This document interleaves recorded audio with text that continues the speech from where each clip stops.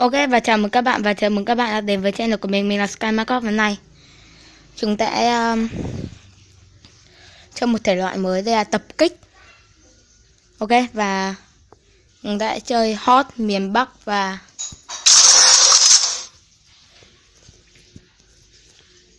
rồi để ngược máy à?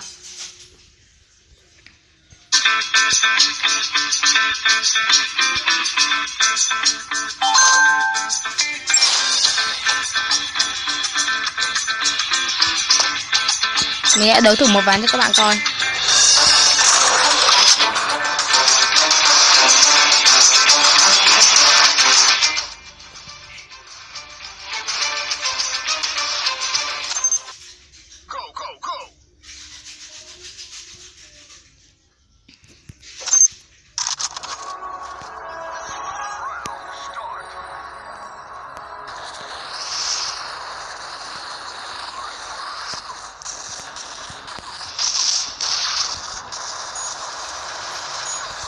Rồi, xong hai thằng.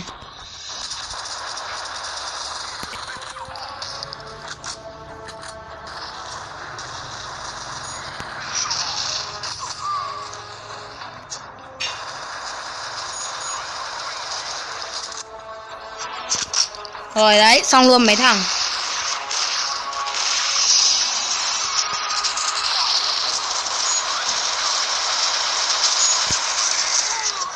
Rồi và chết.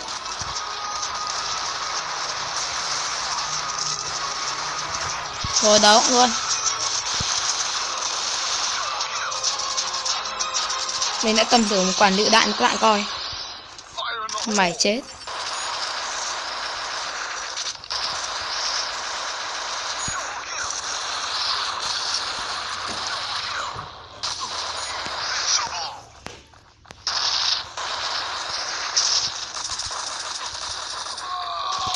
Sao tự nhiên máy bị sao nhỉ?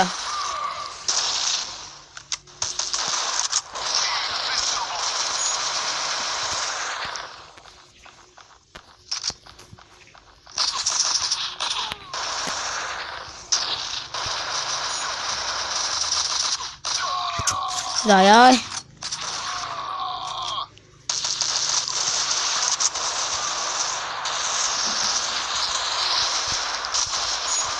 Rồi.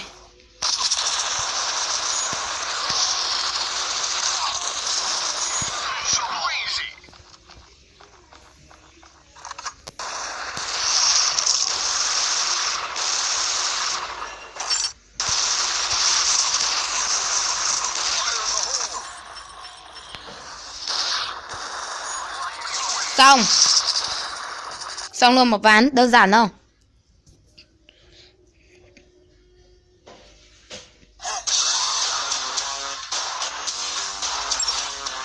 Rồi tiếp.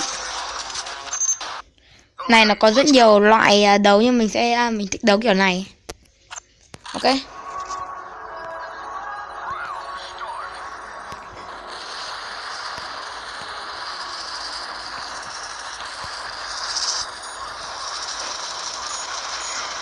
Xong luôn mấy thằng. Đỉnh chưa, xong luôn mấy thằng. Giỏi bắn nén.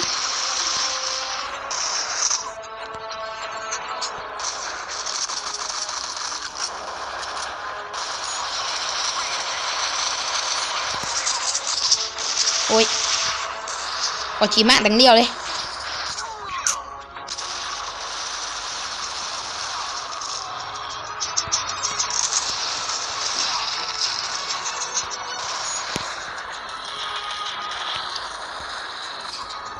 Rồi xem bia đỡ đạn thôi.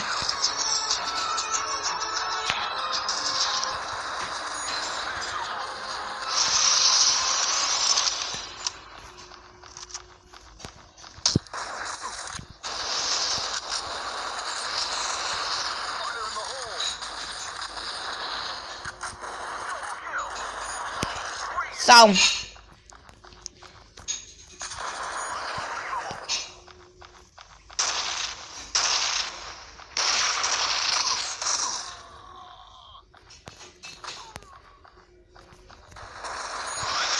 Xong.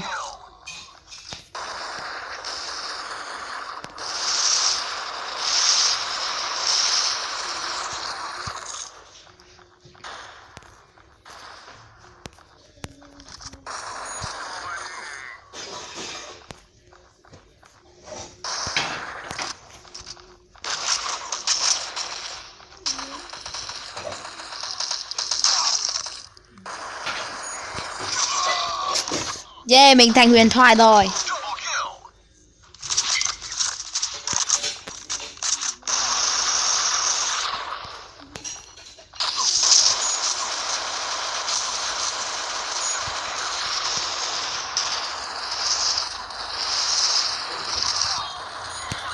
Xong.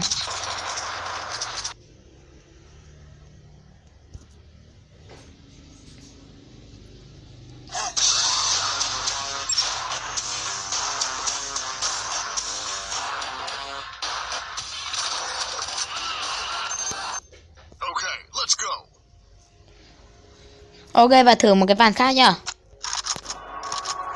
Và mình tự nhiên mình thành nổi dậy này, mình muốn thành liên minh hơn.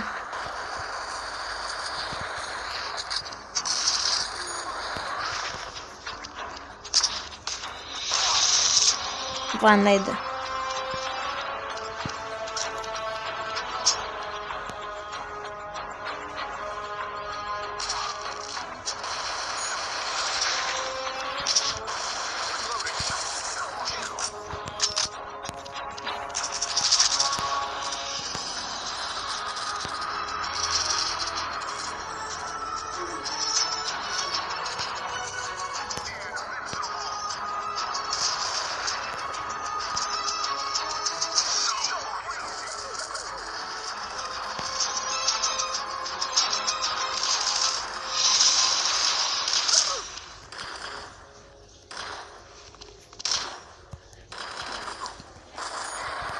vãi cả.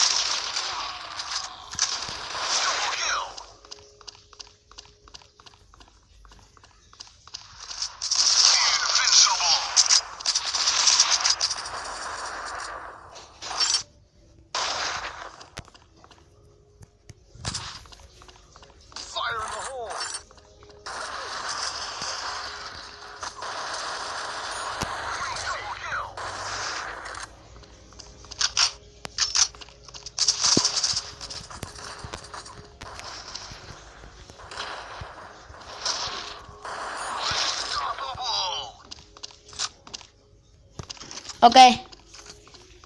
Nào ra đây.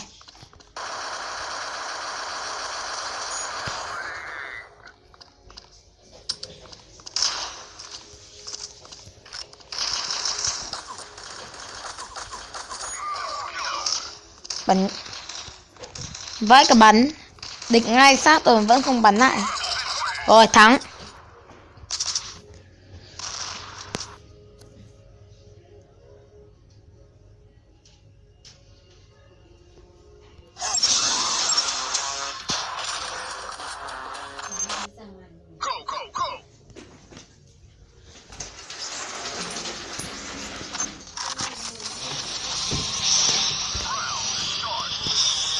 Rồi và chúng ta lại thành liên minh. Ui.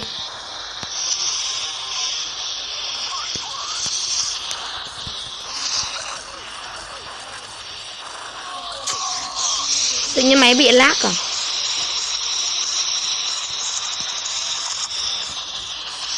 Ở đâu? Cái ván này, mấy ván này khó quá.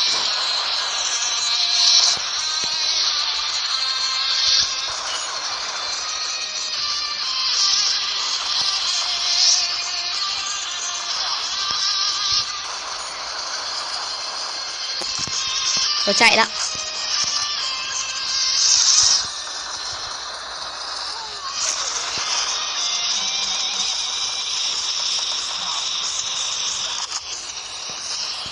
Phiến quân lại thêm điểm rồi. Giao giết. Thằng... Rồi, lên điểm. Rồi, lên tiếp điểm. Rồi, phiến quân 9, phiến quân... À đâu, liên minh 9, phiến quân 8. Ok. Gì đây? Gì đây?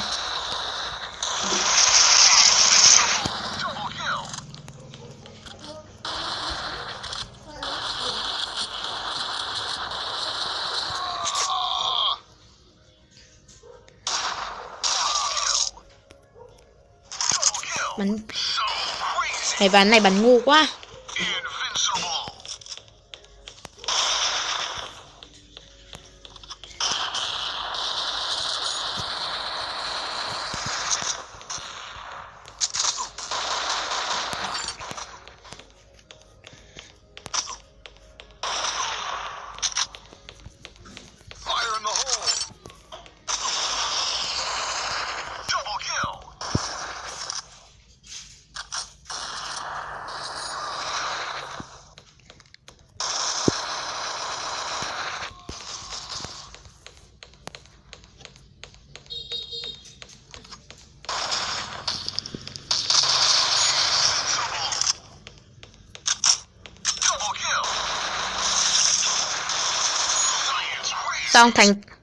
Xong chiến thắng.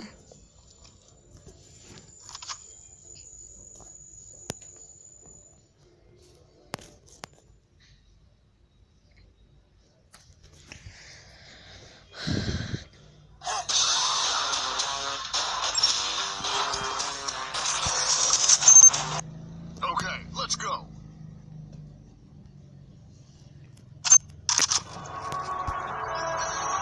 Round start.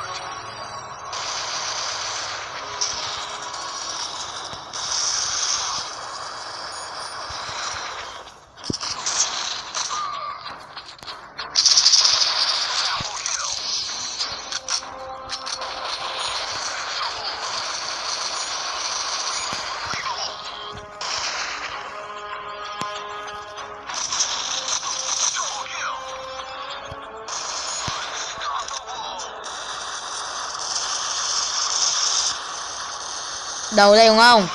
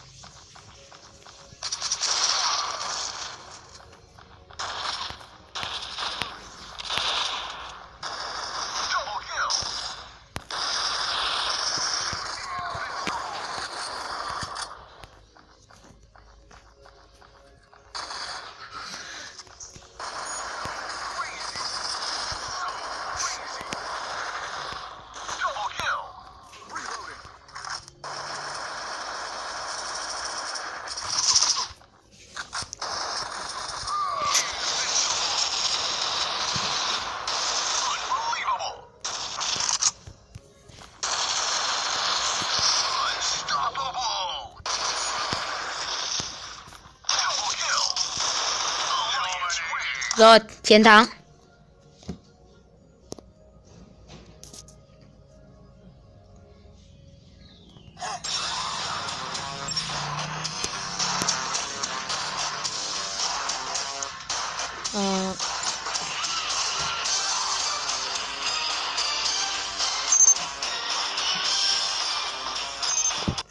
Go, go, go.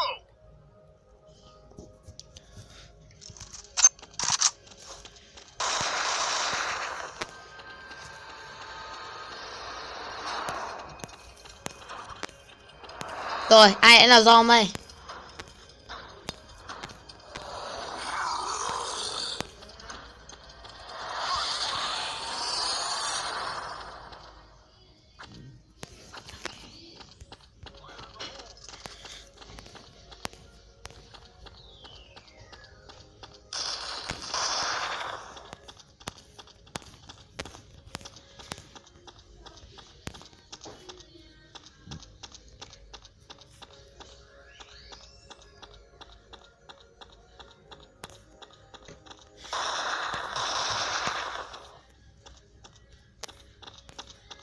Chú quỷ đâu đây cho mình.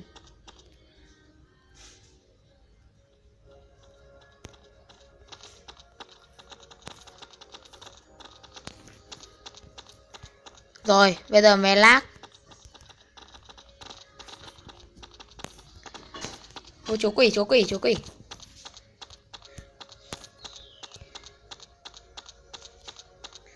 Sao máy có thể lag vào lúc này được nhỉ? Lag rồi.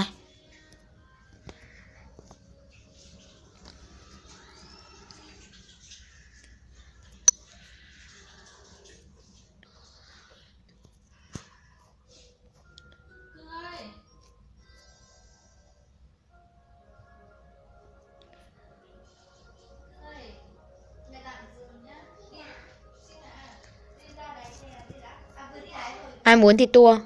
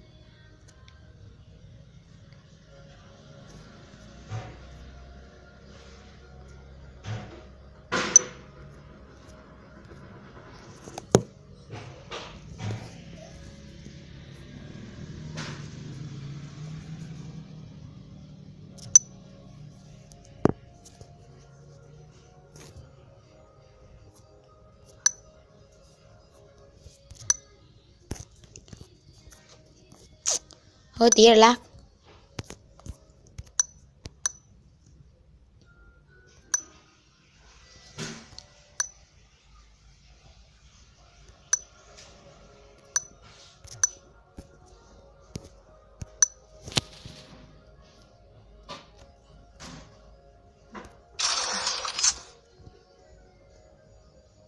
Ok, được rồi, tiếp tục coi.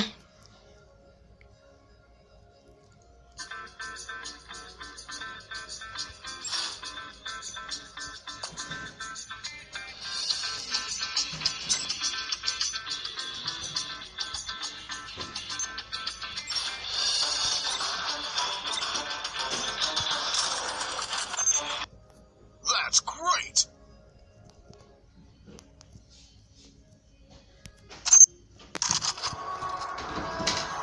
Round start.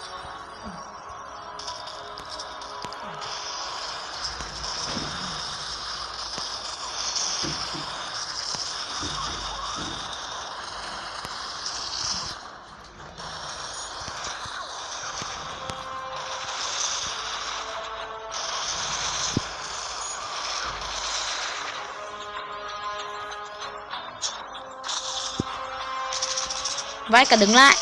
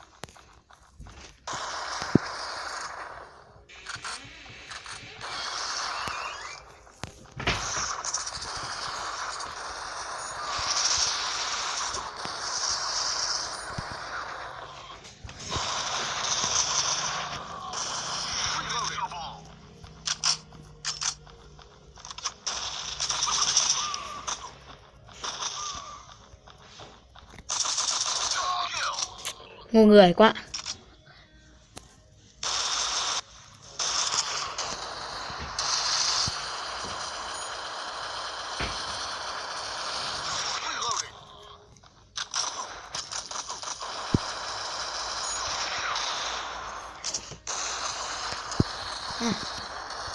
Bắn ai?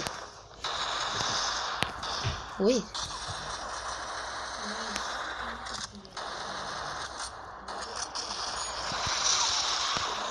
Vâng.